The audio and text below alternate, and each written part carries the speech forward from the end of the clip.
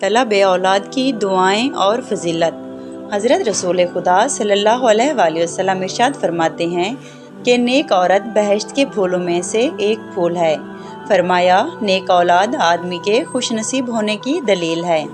حضرت امیر المومنین علیہ السلام کا ارشاد گرامی ہے، بچے کو جو بیماری ہوتی ہے وہ اس کی ماں کے گناہوں کا کفارہ ہے۔ حدیث میں ہے کہ ایک روز حضرت جبرائیل علیہ السلام نازل ہوئے اور حضرت رسول خدا صلی اللہ علیہ وآلہ وسلم اور جناب علی مرتضیٰ کو روتے ہوئے دیکھا۔ جبرائیل نے رونے کا سبب دریافت فرمایا۔ حضرت رسول خدا صلی اللہ علیہ وآلہ وسلم نے فرمایا کہ ہمارے یہ دونوں بچے بیمار ہیں اور ہمیں ان کے رونے کی وجہ سے سخت تکلیف پہنچتی ہے۔ حضرت جبرائیل علیہ السلام نے عرض کیا، یا رسول اللہ، اللہ تعالیٰ آپ کے ان بچوں کی خاطر چند مومن ایسے پیدا کرے گا، جب ان کے بچے روئیں گے تو 7 برس تک ان کا رونا لا الہ الا اللہ سمجھا جائے گا، اور جب وہ 7 برس گزر جائیں گے تو ان کا رونا ماں باپ کے حق میں استغفار سمجھا جائے گا، اور جب وہ بالغ ہو جائیں گے تو ان کے تمام نیک کاموں اور ثواب کے کاموں میں ماں باپ کی بھی شرکت سمجھی جائے گی، مگر برے کاموں میں نہیں۔ پیغمبر اکرم صلی اللہ علیہ وآلہ وسلم کا فرمان ہے کہ حضرت عیسیٰ علیہ السلام کا گزر ایک قبر سے ہوا اور صاحب قبر کو عذاب میں مبتلا پایا۔ دوسرے سال پھر اسی قبر سے گزر ہوا، اب عذاب نہ تھا۔ اس کیفیت کا سبب پروردگار عالم سے دریافت کیا۔ وہی نازل ہوئی کہ اس سال اس شخص کا ایک نیک بیٹا حد بلوغ کو پہنچا ہے، اس نے ایک تو راستے کی مرمت کی ہے اور ایک یتیم بچے کے رہنے کا ٹھکانہ کر دیا ہے۔ بیٹے کے ان کاموں کی وجہ سے ہم نے اس کے بھی گناہ بخش دیے۔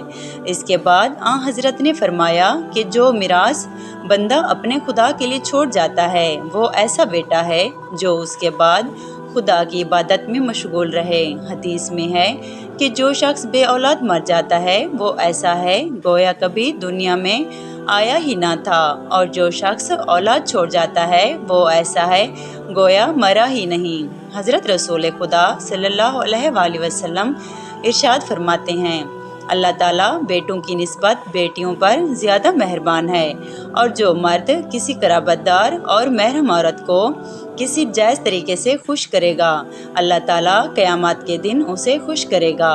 حضرت امام جعفر صادق علیہ السلام نے فرمایا، بیٹیاں تمہاری نیکیاں ہیں اور بیٹے تمہاری نعمت ہیں، اور خدا ہر نیکی پر تم کو ثواب عنایت کرے گا اور ہر نعمت کی بابت سوال کرے گا۔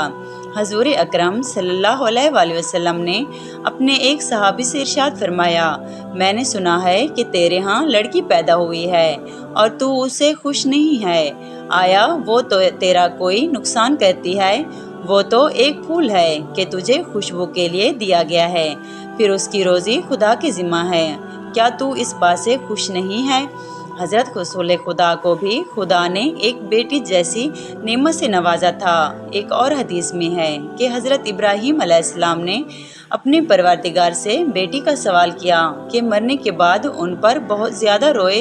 یہ بھی فرمایا کہ جو شخص اپنی بیٹیوں کے مر جانے کی خواہش کرے اور وہ مر جائیں تو اسے کوئی ثواب نہ ملے گا، بلکہ قیامت کے دن وہ خدا کے نزدیک گناہگار ہوگا۔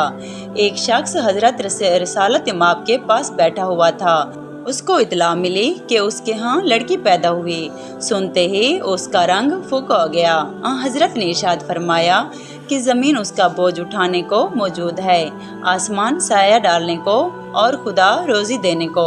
پھر اصحاب کی طرف متوجہ ہو کر ارشاد فرمایا کہ جس شخص کی ایک بیٹی ہو اس کا بوجھ بھاری ہے، اور جس کی 2 بیٹیاں ہوں بخدا وہ اس لائق ہے کہ تم اس کی فریاد کو پہنچو، اور جس کی 3 بیٹیاں ہوں جہاد اور ہر قسم کی تکلیف سے اسے معاف رکھو، اور جس کی 4 بیٹیاں ہوں، اے خدا کے بندو میں حکم دیتا ہوں کہ اس کو قرض دو اور اس پر رحم کرو۔